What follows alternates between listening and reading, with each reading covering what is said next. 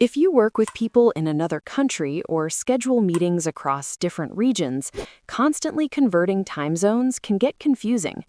The good news is, your iPhone 17 has a feature called Time Zone Override that lets your calendar display events using a specific time zone instead of your current location. Here's how to turn it on. Open Settings. Scroll down and tap Apps. Find Calendar in the list and tap it.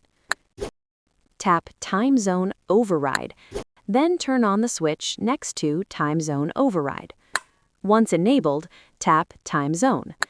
Then search for the city or location you want to use, such as Sydney, Australia, and tap it. Your calendar will now display events using that time zone, making it easier to plan calls and meetings with people in different regions.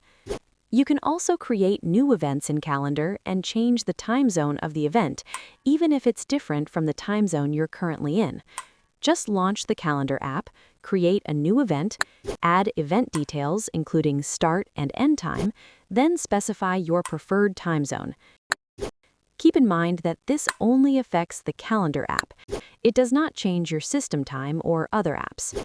If you no longer need it, just return to this menu and turn the switch off. And that's it. If this helped you manage your schedule better on your iPhone 17, give it a like and check out our other tutorials to discover more useful iOS features.